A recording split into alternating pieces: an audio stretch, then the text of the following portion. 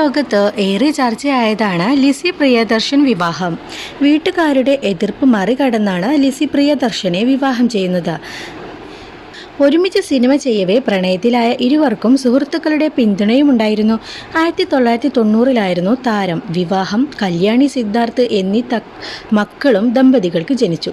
എന്നാൽ വർഷങ്ങൾക്കിപ്പുറം ഇരുവരും പിരിഞ്ഞു. 2016-ലായിരുന്നു വേർപിരിയൽ. 26 വർഷത്തെ വിവാഹ ജീവിതം അവസാനിച്ചത് പ്രിയദർശനെ ഏറെ വിഷമിപ്പിച്ചിരുന്നു. ഇതേക്കുറിച്ച് സംവിധായകൻ തുറന്ന് സംസാരിച്ചിട്ടുമുണ്ട്. ഇപ്പോഴിതാ ലിസി പ്രിയദർശൻ പ്രണയകാലത്തെക്കുറിച്ചും വിവാഹത്തെക്കുറിച്ചും സംസാരിക്കുകയാണ്. ആലപ്പി അഷ്റഫ് തൻ്റെ യൂട്യൂബ് ചാനലിൽ സംസാരിക്കുകയായിരുന്നു സംവിധായകൻ. ലിസി പ്രിയദർശൻ പ്രണയം കൊടുമ്പിരി കൊണ്ടിരിക്കുന്ന കാലം. അവർ തമ്മിൽ ഇടയ്ക്ക് ഇണക്കങ്ങളും ഉണ്ടാകും. പ്രിയൻ്റെ തിരുവനന്തപുരത്തുള്ള സുഹൃത്തുക്കളിൽ ഭൂരിഭാഗവും ലിസിയെ കെട്ടുന്നതിൽ കടുത്ത എതിർപ്പുള്ളവരായിരുന്നു.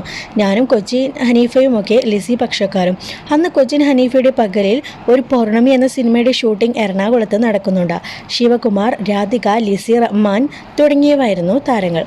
ലിസിയെ പ്രണയത്തിൽ നിന്നും പിന്തിരിപ്പിക്കാനും പിടിച്ചു കൊണ്ടുപോകുവാനും അമ്മ ഏലിയാമ്മ ഏതാനും ഗുണ്ടകളുമായി ഹനീഫയുടെ സെറ്റിലെത്തി.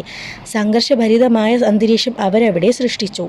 ലിസി ഭയന്ന് വിറച്ചു. ഹനീഫ ഒരു തനി ഗുണ്ടയായി മാറി. കലിപൂണ്ട ഹനീഫ അലറി. അവളെ തൊട്ടാൽ എല്ലാത്തിനെയും കീച്ചിക്കളയും, മര്യാദ ഇവിടെ നിന്നും പൊക്കോണമെന്ന് പറഞ്ഞു. വിരട്ടാൻ വന്നവർ തിരിച്ചു പോയെന്നും ആലപ്പി അഷ്റഫ് പറയുന്നു. ഇതേക്കുറിച്ച് ഹനീഫ എന്നോട് പറഞ്ഞത്, എടാ അവിടെ അതേ രക്ഷയുള്ളൂ, അല്ലെങ്കിൽ അവർ പെണ്ണിനെയും കൊണ്ട് പോയനെ എന്നാണ്.